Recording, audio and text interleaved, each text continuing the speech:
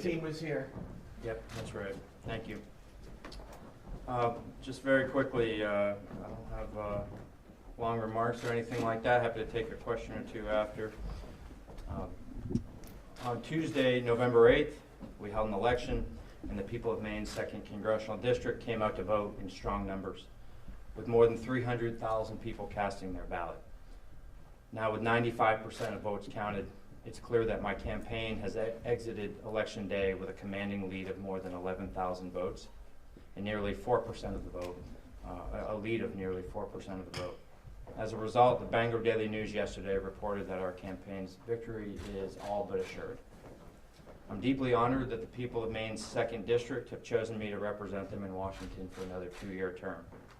Although Bruce Poliquin is not yet willing to concede, at this point the final result is undeniably clear.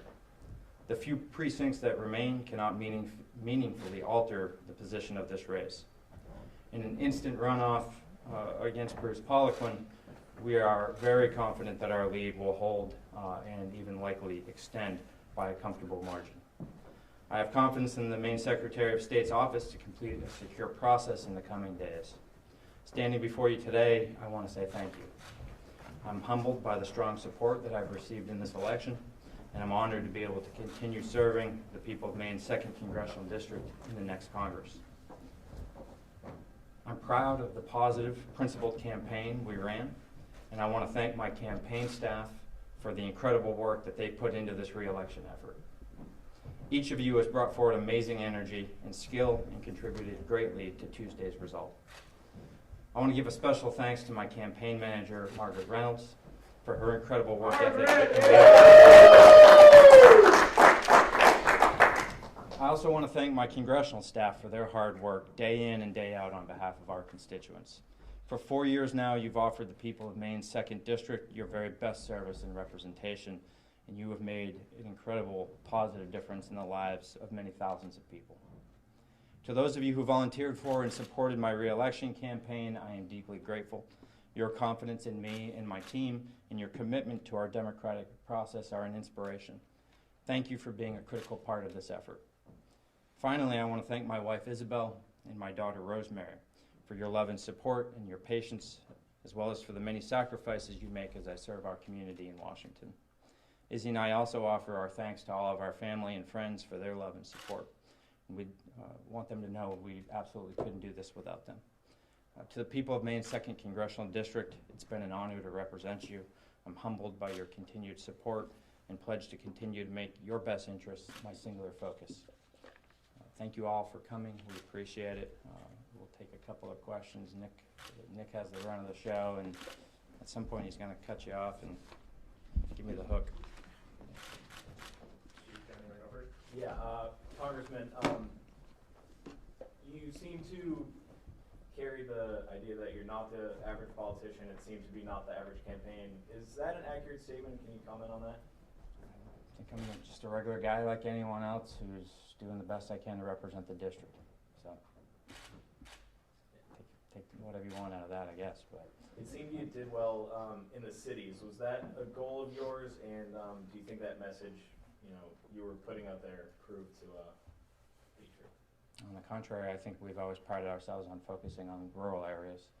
It's not that we don't care about Lewiston. I live here.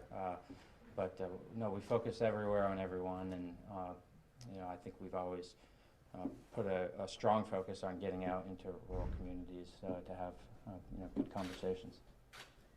With what looks to be like a Republican lead in the U.S. House by a small number, what does that say for you, do you think, in your moderate caucus, and whether you'll have an outsized influence going forward? I think when the margins are narrow, everyone is in a position to have influence. We've tried to play an important role in the last 2 years with tight margins, and it'll be no different in the next Congress. So, prior to this current term, I've always served in a divided government. For 4 years in the Maine legislature, it was Democratic control of the House and Republican control of the Senate. So this isn't an unusual situation for me, and one that I will, I think, actually be very excited to be a part of. Working across the aisle, really important to me. I've worked hard for a number of years to form good relationships with some of my Republican colleagues, and with tight margins, should they have the control of the House or not. I think that we're going to have an important role to play together. Your record was a central issue in this re-election campaign.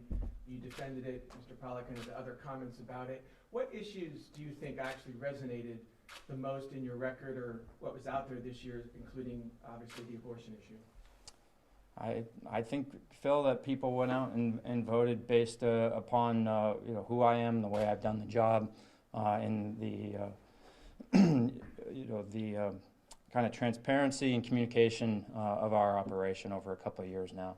Despite millions of dollars of ads trying to nationalize the race, trying to convince people that I am something other than myself, and that my record was not what it actually is. I think people saw right through that, Phil. So I think that most elections are actually about the individuals rather than about any one singular issue, or certainly not about the ad war.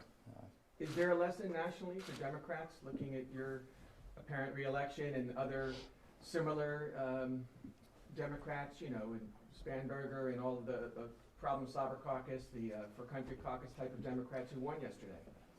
I hesitate to try and compare myself to anyone around the country, and people always know the saying that all politics is local. So what applies here, not necessarily what's going to determine an outcome halfway across the country or in another state, Phil. So there's not much I can extrapolate for you there. I'll leave that to you guys.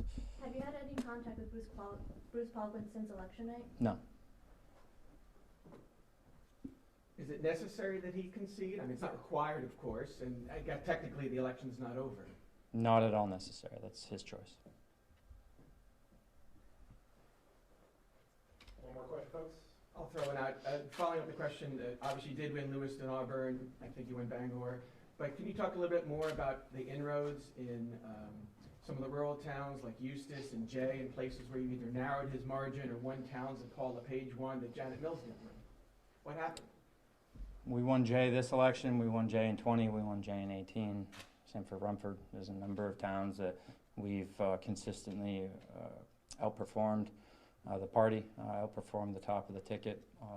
And again, I think that speaks to the work that my staff and I have put into getting out into those communities. First on the campaign side in 18. In the last 4 years, we've been all over the district, Phil. We've worked hard to try and meet people where they're at and communicate to them what we're working on and listen to them. In fact, I kicked off my first 4 years in office with a months-long listening tour where we aggressively got all over the district. So I just think that that's been the trend. We've held on to those towns when some Democrats who used to represent them have lost. Or, as you've said, we've made inroads over the last several election cycles, picking up more support in rural communities. I saw Eustis was one that we won. I was happy to see that, proud of that. And Kingfield is an example. Showing up is important. We went to the Kingfield Home Days this summer, Phil. Some people thought I should be, in another community at a bigger festival, but I thought it was important to show up in a different one. A smaller community, to show them that they're important to me too. So I can't be everywhere at once, but I try to be, as many places as I can be as frequently as possible. And I think it shows with the outcome here. Thanks for coming, everybody. Here one more time for Dr. Gold.